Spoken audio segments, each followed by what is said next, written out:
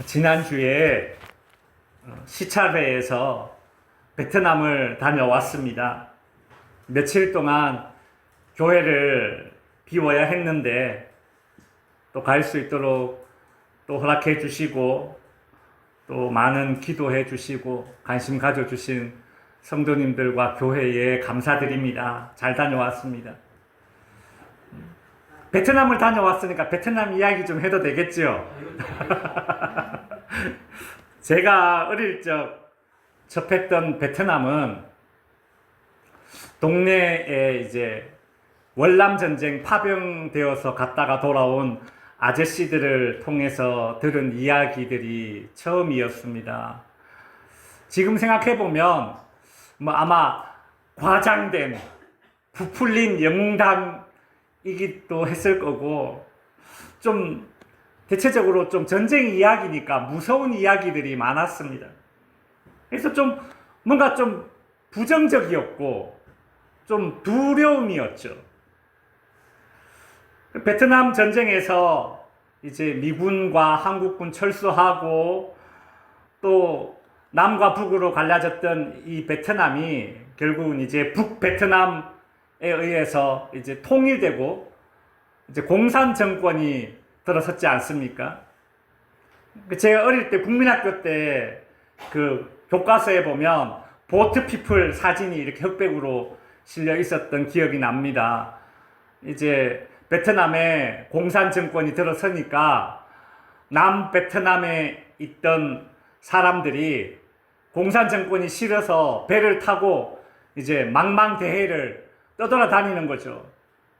그리고 이 무슨 교화소 같은 걸 만들어서 약 한 30만 명 정도가 그 교화소에서 공산 정권의 교육을 받아야 했고 그 과정에서 많은 사람들이 고문도 받고 죽기도 했다. 이제 그런 이야기도 들었습니다. 올해 이제 4월이 베트남이 통일된 지 50주년 되는 해였다고 합니다. 통일이 되었고 그래서 이제 겉으로는 우리 베트남은 하나다. 이제 그렇게 말하고 있지만 통일된 지 50년이 지났지만 그러나 남쪽에 있는 베트남과 북쪽 지역에 살고 있는 베트남 사람들 사이에는 숨겨진 어떤 그런 묘한 어떤 경쟁심과 어떤 갈등이 아직도 존재하고 있다. 그런 이야기를 들었습니다. 베트남이 북쪽은 이제 호치민을 위주로 한 이제 공산 정권, 남쪽은 이제 민주주의 이런 식으로 이제 전쟁이 벌어졌었죠. 근데 북베트남의 승리로 이제 공산화 정권이 들어서고 통일이 되었습니다. 근데 그때 이제 남베트남의 수도가 사이공이었습니다. 사이공. 근데 이제 통일되고 나서 남베트남의 수도격이었던 이 사이공이라는 도시가 이름이 뭐로 바뀌었느냐면 호치민이라는 이름으로 이제 불리게 되죠. 호치민이 사람 이름입니다. 누구냐면 북베트남 정권의 리더였고요. 공산주의 혁명가였습니다. 그가 이제 북베트남을 이렇게 이끌어서 베트남을 통일했지 않습니까? 통일 후에는 베트남의 초대 총리가 되었습니다. 호치민. 그 이름을 따서 사이공이라는 도시가 이제 호치민으로 불리게 됩니다. 그러니까 제가 이걸 곰곰이 생각을 해봤어요. 이게 어떤 느낌일까? 우리로 치면 이런 겁니다. 예를 들어 우리 북한과 남한이 전쟁을 했는데 예를 든 거예요. 남한이 졌어요. 북한이 남한을 잡아먹었어요. 그리고 나서 서울시를 이름을 바꾼 겁니다. 어떻게 바꿨는가 하면 김일성시로 이름을 바꾼 거예요. 이제 조금 이해가 되시죠? 그러니까 남베트남에 있는 사람들 중에 연세가 좀 이렇게 있으신 분들은 이게 아직까지도 뭔가 자존심이 상하는 겁니다. 그래서 호치민이라고 부르지 않고 아직까지 사이공이라는 말을 많이 쓴다고 합니다. 연세가 있으신 분들은 그렇겠죠, 아무래도. 제가 이제 갔던 베트남 지역이 남쪽 베트남 지역이라서 그런지 길거리를 지나다 보면 이렇게 간판에 있죠. 가게 간판에 영어로 사이공이라는 단어가 아주 많이 눈에 띄었어요. 호치민이라는 단어보다는 사이공이라는 간판을 제가 더 많이 봤습니다. 아마 그런 이유겠죠. 통일된 지 50년이 되었고 이제 세대가 한 세대, 두 세대 가까이 지났지 않습니까? 우리 한국에 이제 베트남 여성들이 이제 결혼을 해서 한국에 많이 살고 있습니다. 근데 베트남에서 한국으로 결혼해서 온 여성들은 좀 젊은 여성들이잖아요. 그래서 그런지 남베트남, 북베트남 뭐 이런 개념이 좀 덜하다고 합니다. 그래도 신기한 것은 한 지역에 베트남 사람들이 이렇게 많이 한국에 많이 있으면 결국에는 어떻게 마지막에 친해지느냐 하면 남베트남 사람은 남베트남 사람들끼리 좀 더 친해지고 북베트남 사람은 북베트남 사람들끼리 좀 더 친해진다라는 거예요. 우리가 보기에는 뭐 이런 거 모르니까 그냥 베트남 사람들끼리 친하게 지낸다 그러겠지만 그 안에 또 까고 들어가 보면 그렇다는 거예요. 우리는 하나의 베트남이다 라고 외치지만 여전히 뭔가 그 나이 있는 세대에서는 이런 앙금처럼 깔아앉아 있는 갈등이 있고요. 또 요즘 젊은 세대들은 우리는 그런 거 없어. 우리는 쿨해. 하나의 베트남이야. 라고 말하지만 회사나 이런 일자리에 들어가면 그 윗세대들에게 은근히 무시와 차별, 출신에 따라서 무시받고 차별받는 어떤 그런 것들을 또 접하다 보니까 또 자연스럽게 또 그런 어떤 갈등들이 심겨지는 것이죠. 제가 그 모습을 이렇게 보면서 공산주의 북한과 우리 자유민주주의 한국이 만일 통일이 되어서 한 나라가 된다면 어떤 모습일까 상상을 좀 많이 해봤습니다. 통일된다면 한 국가 안에 공산주의 이념 하에서 살았던 사람과 자유민주주의 이념 하에서 살았던 사람이 같이 섞여서 우리는 한 나라다. 이제 이렇게 살아야 될 거 아닙니까? 그죠? 우리의 소원은 통일이다. 막 그렇게 노래했는데 현실적으로 그렇게 한 나라 안에 그렇게 다른 체제에서 살았던 사람들이 이제 섞인다는 거죠. 그렇게 되면 그 얼마나 큰 갈등이 그 안에 있을까? 그 세력 간에 얼마나 큰 암투가 존재할까? 영남 사람을 대통령으로 세우느냐, 호남 사람을 대통령으로 세우느냐 이러고 있는 판국에 정말 남과 북이 통일된다면 북한 출신을 대통령으로 세워야 되느냐, 남한 출신을 대통령으로 세워야 되느냐, 이야, 얼마나 큰 세력 간의 암투가 그 한 나라 안에 존재할까? 이런 생각을 해봤습니다. 여러분, 오늘 우리가 이제 본문으로 살펴보고 있는 이 에스더서도 그와 비슷한 배경을 가지고 있어요. 약 2600년 전에 바벨론 제국이 이스라엘 나라를 점령하고 포로로 끌고 갔습니다. 근데 그 바벨론 제국이 페르시아 제국에게 먹히고 말죠. 그래서 페르시아 제국의 왕이 포로로 끌려왔던 이스라엘 백성들에게 고국으로 가라. 갈 사람은 가라. 이랬더니 갈 사람은 가고 많은 사람들이 그냥 거기에 남아 있었습니다. 왜냐하면 70년을 이곳에 살았는데 고국으로 돌아가 봤자 뭐 별것 있겠나. 그냥 여기서 살지. 그래 된 거예요. 마치 우리도 일제강점기 때 일본으로 끌려갔던 사람들 가운데 해방되어 다시 고국으로 온 사람도 있고 또 일본에 그냥 살고 있는 사람들도 있었잖아요. 마찬가지예요. 문제는 이 페르시아 제국이 여러 나라를 점령했는데 그 가운데 아말렉 족속도 포함되어 있었다는 겁니다. 이 아말렉 족속은 역사적으로 이스라엘 민족과 수많은 전쟁을 치렀습니다. 서로 견원지간, 원수지간이에요.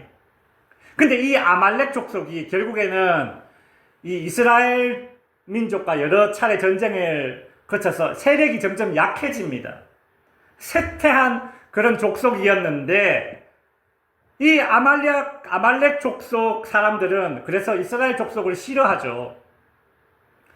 페르시아 제국은 자신들이 점령한 나라의 그 왕족, 귀족들을 데리고 와서는 가만히 살펴보고 좀 유능한 사람이 있으면 벼슬을 줍니다.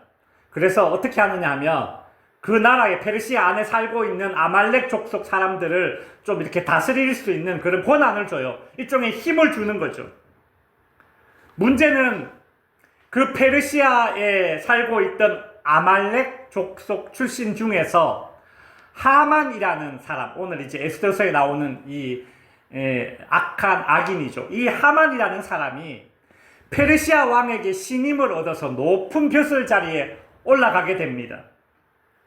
아말렉 출신으로 높은 벼슬 자리에 오른 이 하만은 같은 페르시아 땅 안에 살고 있는 이스라엘 사람들을 미워했어요. 안 그렇겠어요? 미운 거예요.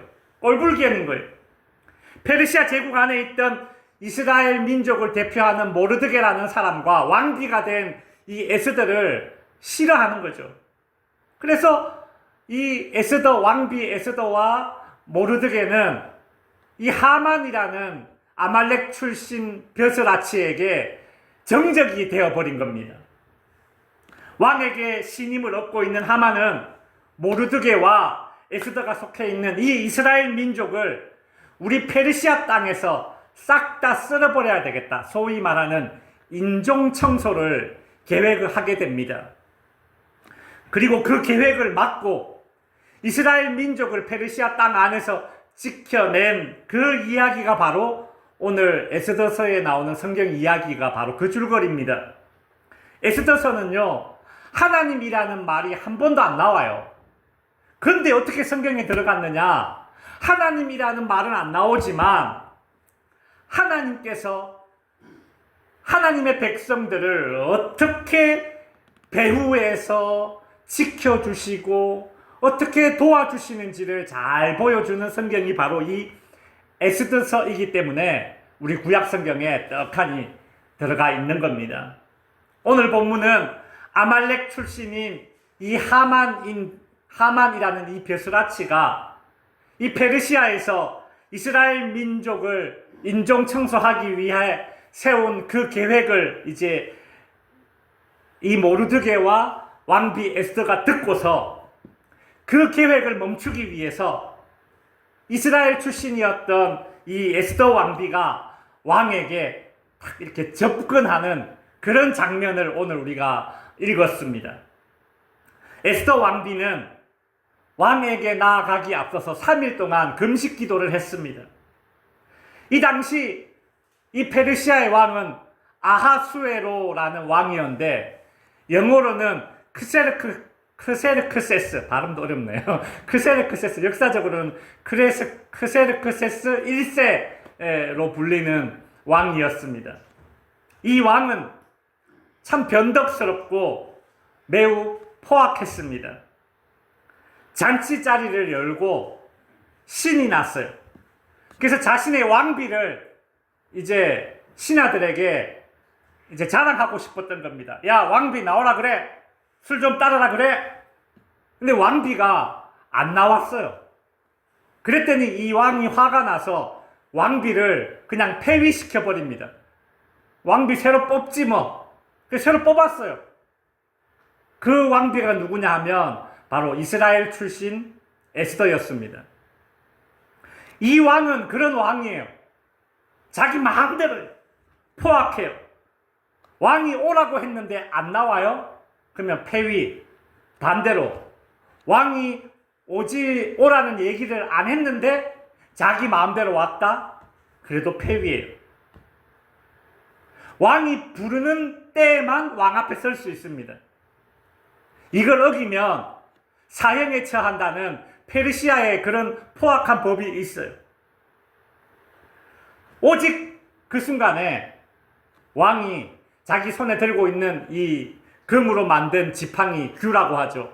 이걸 이렇게 탁 내밀면 살 수 있고 안 내밀면 죽는 겁니다. 에스더는요, 그 무시무시한 법을 지금 어기고 왕 앞에 나아간 겁니다. 그러니까 얼마나 두렵겠어요. 3일 동안 죽으면 죽으리라 그 각오로 금식기도 하고 하나님 앞에 나아간 겁니다. 근데 법을 어긴 그 왕비를 이 포악한 왕이 딱 봤는데 왕의 마음이 어땠느냐 하면 오늘 본문 2절에 보면 왕후 에스더가 뜰에 선 것을 본즉 어때요? 매우 사랑스러움으로. 왕의 법을 어기고 왕이 오라는 얘기도 안 했는데 왕 앞에 서 있는 이 에스더 왕후를 본 왕의 마음이 어때요? 사랑스러웠답니다. 여러분, 그렇게 포악한 왕이 갑자기 무슨 사랑꾼이 되었는지 이 왕비가 사랑스러워 보였다라는 겁니다. 여러분, 인간적으로 한번 생각해 보십시오. 3일 동안 금식기도 하고 음식과 수분을 섭취하지 않고 퍼석한 얼굴을 아무리 화장으로 커버해봤자 고와질 수 있겠습니까? 근데 그 모습이 왕은 사랑스러워 보였다라는 겁니다. 여러분, 사실 지금 이때가 에스더가 왕비가 되고 난 지 몇 년이 지나고 나서 왕은 이미 여러 명의 수십 명의 후궁들을 두었습니다. 그래서일까요? 왕은 에스더 왕비를 찾아가지 않은 지 한 달이 넘었습니다. 주변에 수많은 여인들이 있으니 몇 년 전에 뽑은 왕비, 왕후 눈에 들어오겠습니까? 근데 그날따라 이 왕후 에스더가 아무리 화장빨이 잘 먹었다고 해도 한 달 동안 찾지 않은 여인을 딱 봤는데, 그것도 왕의 명령을 어기고 자기 앞에 선 여인을 봤는데 사랑스러워 보인다는 것은 이건 매우 이상한 일이에요. 여러분, 한 달을 안 봐도 되는 사이였습니다. 이 왕과 에스더 왕후는 한 달을 안 봐도 그냥 아무렇지 않은 그런 부부 사이였어요. 무슨 정이 있습니까? 그랬던 왕의 마음이 어때요? 한 달 만에 에스더를 봤는데 사랑스러워 보였다라는 거예요. 도대체 어떤 일이 그 사이에 일어났는가? 달라진 것이 도대체 무엇인가? 우리가 알 수 있는 것은 에스더 왕비는 3일간 죽으면 죽으리라 목숨을 건 금식 기도를 하고 왕 앞에 섰다라는 것, 이거밖에 우리가 알 수 있는 정보는 없습니다. 그런데 여러분, 성경은요, 하나님이 하신 일들을 보여주는 책이기 때문에 지금 이 포악한 왕과 왕후 에스더 사이에 일어난 이 변화, 그 왕의 마음이 그렇게 사랑꾼이 된 이 변화, 이렇게 왕의 마음이 변한 것은 오직 왕후 에스더가 하나님 앞에서 했던 기도의 결과라고 밖에는 우리가 찾을 수 있는 힌트가 없어요. 여러분, 에스더의 기도가 가져온 결과 첫 번째가 무엇인가 하면 한번 읽어보십시오. 시작. 기도는 사람의 마음을 움직인다라는 것입니다.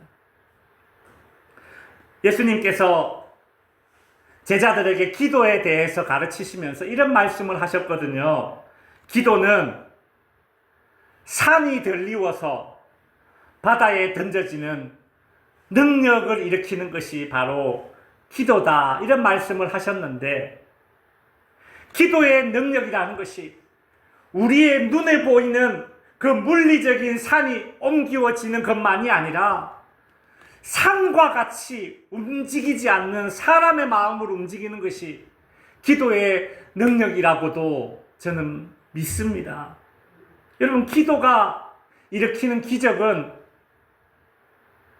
눈에 보이는 산을 움직이는 것만이 아니라 눈에 보이지 않는 사람의 마음까지도 움직일 수 있는 것이 바로 기도가 일으키는 기적이라는 것입니다.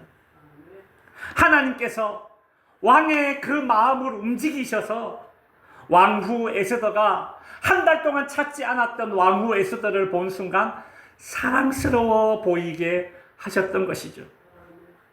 여러분, 우리도 간혹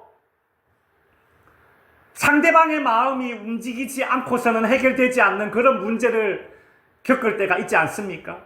이건 뭐 답이 없어요. 상대방이 마음을 고쳐먹지 않는 한 해결되지 않는 문제를 만날 때가 종종 있습니다. 그때 기억하십시오.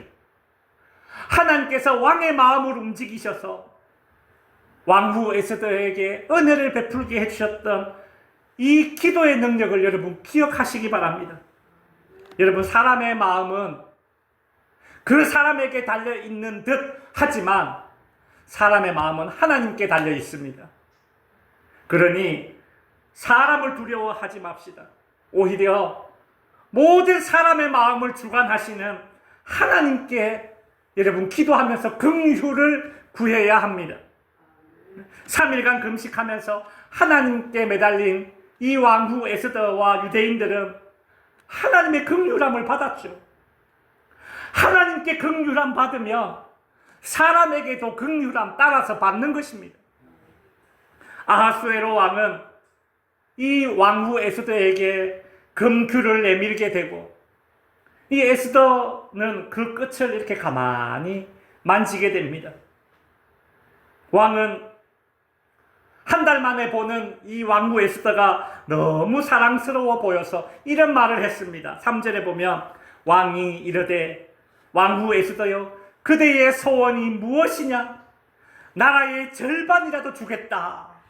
그렇게 말해요. 여러분, 이 말은 실제로 왕이 나라의 절반을 주겠다라는 그런 뜻이 아닙니다. 이 당시 왕이 할 수 있는 최고의 칭찬이자 이 당시 왕이 이 사람을 이 나라에서 가장 존귀한 자로 인정한다는 그런 의미예요. 지금 이 나라에서 한 달 동안 쳐다보지도 않던 왕후 에스더가 지금 이 순간 이 페르시아 제국에서 가장 존귀한 사람으로 인정받는 순간이 되어버렸습니다. 에스더의 기도가 가져온 결과 두 번째가 무엇인가 하면 기도는 존귀한 사람으로 인정받게 한다라는 것입니다. 여러분, 기도는요, 기도하는 사람을 존귀하게 만들어줍니다. 에스더를 보면 기도가 한 사람의 인생을 얼마나 존귀하게 만드는지 우리는 알게 되죠. 기도는 다른 사람에게 능력받게 만드는, 인정받게 만드는 그런 능력이 있습니다. 여러분, 오늘날 많은 사람들이 인정받음에 목말라하고 살고 있습니다. 어린 아이들은 인정받으려고 땡깡을 부리고, 청소년들은 인정받으려는 욕구를 반항으로 드러내고, 젊은이들은 온갖 사진을 찍어서 인터넷에 SNS에 올려대고, 노인들은 체력으로 혹은 사회적 관계가 이렇게 갑자기 좀 줄어드는 그런 시기가 되니까 내 지나간 과거를 인정받고 나의 어떤 업적들을 인정받으려는 그런 심리가 또 더 많이 작동하게 됩니다. 그러니까 모든 연령층의 인간들은 다 인정받으려는 욕구에서 자유로울 수가 없는 거예요. 그래서 사람들은 다른 사람에게 인정받으려고 허세도 부려보고 사치도 부려보고 꼬장 부리듯이 괜한 억지 시비도 걸어보고요. 그러다가 안 되니까 우울증에 빠지는 사람도 있습니다. 내가 인정받지 못해서 우울증에 빠지는 거예요. 여러분, 예수 믿는다고 해서 인정받으려는 이 인간의 욕구가 사라지지 않습니다. 그런데 오늘 에스더를 통해서 깨닫게 되는 것은 무엇입니까? 기도가 사람을 존귀하게 만든다는 것입니다. 여러분, 실제로요, 기도는 사람을 존귀하게 만드는데, 여러분, 제가 예전에 이야기했죠. 밥 먹기 전에 하는 식사기도 별거 아닌데 식사기도조차도 사람을 존귀하게 만드는 그런 능력이 있습니다. 여러분, 식사기도조차 사람을 존귀하게 만드는 능력이 있어요. 여러분, 제가 이미 예전에 말씀드렸다시피 제가 군대에서 식사기도 한다고 얼마나 많은 핍박을 받았습니까? 밥 먹기 전에 식사기도 한다고 매일 그렇게 맞으면서 고생을 했지만 딱 한 달이 지난 이후에 저를 그렇게 괴롭혔던 그 고참은 탈영을 했어요. 저는 그날부터 부대 내에 있던 모든 군인들에게 야, 쟤는 진짜 크리스찬이다라고 인정받았습니다.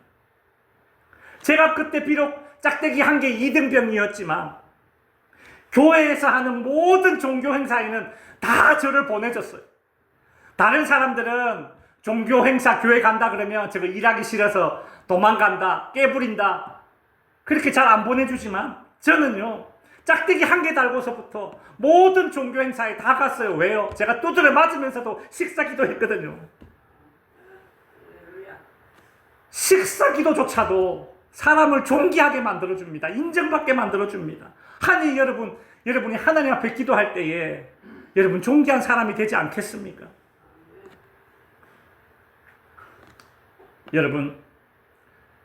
여러분의 인정받고자 하는 욕구를 버릴 수 없다면 하나님 앞에 기도로 한번 풀어내 보십시오. 무슨 수가 나도 날 겁니다. 진짜. 누가 나를 무시해? 내가 일평생을 무시받고 살았어. 기도하십시오. 여러분은 반드시 존귀한 사람으로 인정받게 될 겁니다. 무슨 수가 나도 날 겁니다. 에스더의 기도가 가져온 결과 마지막 세 번째는, 기도는 하나님이 주신 지혜로 악한 생각을 이기게 만든다는 것입니다. 여러분, 기도는 하나님의 지혜가 인간에게 이렇게 흘러 들어오는 통로예요, 통로.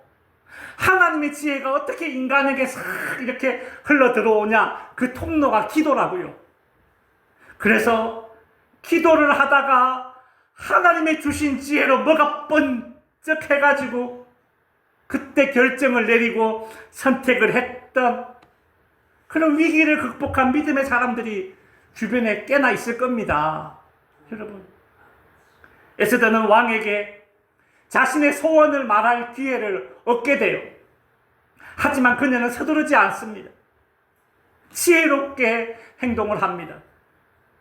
우선 아하수에로 왕이 어떤 왕인가? 이 왕은 파티광이다. 내가 보니까 180일 동안 잔치를 하고 이것도 모자래 7일 더. 이 왕은 파티광이니까 내가 파티를 한 번 더 열어야 되겠다. 그래서 나라의 절반을 주겠다라고 말하는 이 왕에게 소원이 무엇이냐? 내 소원은 내가 베푼 잔치 자리에 왕이 한 번 더 나오시는 겁니다. 그때 저 하만도 같이 데리고 오십시오. 그때 내가 나의 소원을 왕에게 아뢰겠습니다. 여러분, 참 지혜로운 대답 아닙니까? 그죠? 그 자리에서 바로 저 하만을 죽여주십시오. 이렇게 얘기하면 이거 안 되는 거예요. 여러분, 에스더는 기도할 때 주어지는 하나님의 지혜로 때를 분별할 줄 아는 그런 지혜를 얻었습니다. 때를 분별할 줄 아는, 기다릴 줄 아는 지혜. 여러분, 그것이 큰 일을 성공하게 만들지 않습니까? 여러분, 대부분의 인생은 기다리다가 놓친 기회보다 기다리지 못하고 서둘러서 망친 기회가 더 많습니다. 제가 성격이 급해서 그런지 저는 그래요. 제가 그렇게 긴 인생 살지 않았지만 뒤돌아보면 제 인생에서 굵직굵직한 실수들은 기다리지 못하고 내 생각대로 의지대로 깝죽대다가 망쳐버린 그런 일들이 더 많습니다. 서두르지 않고 하나님의 때를 아는 지혜. 여러분, 이런 지혜는 기도할 때 주어지는 것입니다. 야고보서 1장 5절에 보면 너희 중에 누구든지 지혜가 부족하거든 하나님께 구하라. 그리하면 주시리라. 지혜가 부족하거든 구하라고 분명히 이야기하고 있잖아요. 그렇죠? 성도 여러분, 그렇기 때문에 하나님의 지혜가 우리 인간에게 들어오는 통로가 기도임을 알고 기도의 자리에 나아가야 합니다. 여러분, 만일 기도의 자리에서 얻게 된 그 하나님의 지혜로 여러분이 일을 계획한다면 기도하지 않고 교만한 생각으로 여러분을 반대하는, 여러분을 대적하는 그 악한 사람들의 생각을 여러분은 반드시 꺾고 이기게 될 것입니다. 이스라엘 민족들을 인종청소해버리려는 이 악한 생각을 품은 아말렉 족속 출신인 하만의 계획은 하나님이 주신 그 지혜를 기도를 통해서 얻은 에스더의 지혜로 처참히 부서지게 됩니다. 하만과 아내와 그의 친구들은 이 모르드게를 20m 넘는 그 높은 장대에 매달아서 자기의 권력을 과시하려고 했지만, 그러나 어떻게 됩니까? 그 장대에는 하만 자신이 달리게 되는 거예요. 유대인을 살리기 위한 하나님이 주신 에스더의 지혜와 유대인을 죽이기 위한 하만이 낸 이 악한 지혜가 충돌할 때에 여러분, 어떤 지혜가 이기겠습니까? 하나님이 주신 지혜가 이기겠습니까? 사람이 낸 지략이 이기겠습니까? 두말할 필요 없죠. 기도로 얻은 지혜가 승리합니다.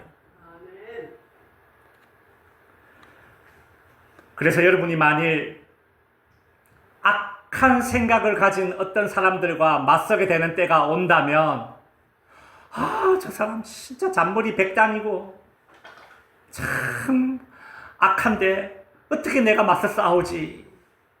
그냥 고민하지 말고 그냥 기도하십시오. 악한 사람들이 짜내는 이 악한 지혜는, 그 야싹 빠른 그 잔머리는 우리 같은 선하고 어리숙한 사람들이 이길 수 없습니다. 이길 수 있는 방법은 하나예요. 기도하고 선하고 강하신 하나님의 지혜가 기도하는 그 순간 나에게 그 기도를 통해 통로로 주어질 때에 연약하고 무능한 인간이 악인의 그 악한 책략을 꺾게 되는 것입니다. 여러분, 기도하고 받게 된 하나님의 지혜는 반드시 악한 생각을 이기는 지혜가 될 것입니다. 이제 말씀을 마칩니다. 사람의 마음을 얻어야지만 해결되는 문제 앞에 여러분 놓이게 될 때에 기도하십시오. 기도는 사람의 마음을 움직입니다. 하만처럼 스스로 존귀한 자가 되려고 하지 말고 내가 인정받고 무시받네 라는 그런 서러움이 밀려올 때는 기도하십시오. 기도가 우리를 존귀하게 만듭니다. 기도는 기도하는 사람을 인정받는 사람으로 만들어줍니다. 하나님이 인정하니 사람들이 인정할 수밖에 없도록 모든 상황을 이끄시는 분이 바로 우리 하나님이십니다. 여러분이 혹 여러분을 대적하는 어떤 악한 생각들, 계략에 맞닥뜨리게 된다면 여러분 기도하십시오. 하나님의 지혜가 인간에게 들어오는 통로가 기도이기 때문에 여러분이 기도를 거쳐 얻게 된 그 생각으로 일을 하면 여러분은 일의 성사를 보게 될 것입니다. 바라기는 에스더의 그 기도가 낳은 결과가 저와 여러분의 기도의 결과로 함께 그렇게 열매 맺어질 수 있는 축복이 우리에게 임하기를 원합니다. 기도하겠습니다.